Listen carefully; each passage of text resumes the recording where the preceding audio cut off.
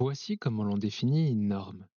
Mais avant de comprendre cela, commençons par nous faire une idée de ce que représente une norme.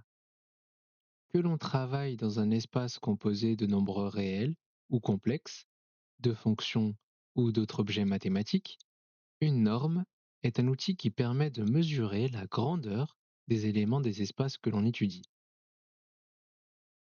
Pour mieux visualiser cela, plaçons-nous dans le plan R2. Prenons trois différents vecteurs et comparons leur taille. Même si nous voyons que certains vecteurs sont plus longs que d'autres, ils sont des objets abstraits. Nous ne pouvons donc pas les mesurer avec un instrument réel. C'est ici qu'intervient la norme. Elle permet de donner une valeur numérique positive représentant la grandeur de chaque vecteur. Ainsi, nous pouvons comparer ces longueurs de façon précise, même dans un cadre abstrait. Passons maintenant à une définition plus formelle. Prenons E, un espace vectoriel défini sur un corps K, qui pourrait être par exemple le corps des réels R ou celui des complexes C. Une norme est une application qui associe à chaque élément X de E un nombre réel positif.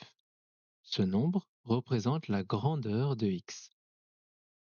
Pour qu'une application soit considérée comme une norme, elle doit vérifier les trois propriétés suivantes.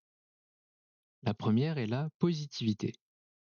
La norme d'un élément est toujours positive ou nulle, et elle est nulle si et seulement si la norme mesure l'élément 0 de E.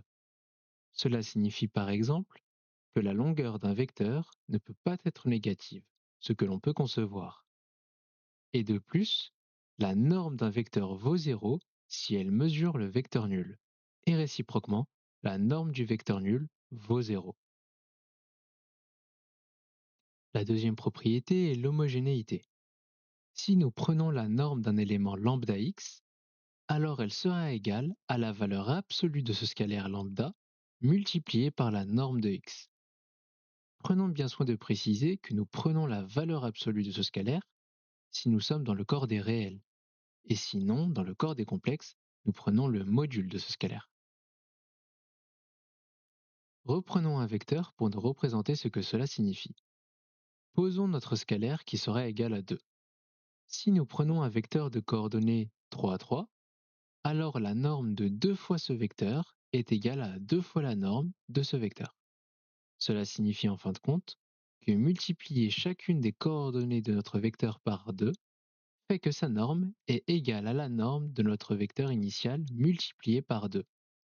Finalement, multiplier par un scalaire la norme d'un vecteur ou le vecteur lui-même revient à étirer ou contracter la longueur de ce vecteur. La troisième propriété est l'inégalité triangulaire. La norme de la somme de deux éléments de E est toujours inférieure ou égale à la somme des normes de chacun de ces deux éléments. Voici de nouveau un petit exemple pour illustrer cela.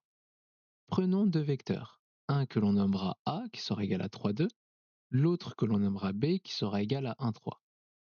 Donc ici, le vecteur A plus B est égal à 4, 5. En calculant leur norme à partir de la norme euclidienne d'un R2, nous obtenons les résultats suivants. Cette dernière propriété nous généralise donc ce que l'on peut observer dans cet exemple, que la somme des normes de deux vecteurs est supérieure ou égale à la norme de la somme de ces deux vecteurs. On dit supérieur ou égal car il est possible qu'il y ait égalité. Par exemple, si nous prenons le vecteur 0, 1 et l'autre 0, 0, nous pouvons constater que nous nous retrouvons dans un cas où il y a égalité. Voici donc les trois propriétés qui définissent une norme.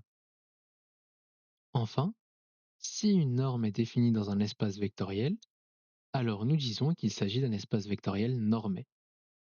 Avant de finir, voici quelques exemples de normes dans Rn qui pourraient vous être utiles de connaître.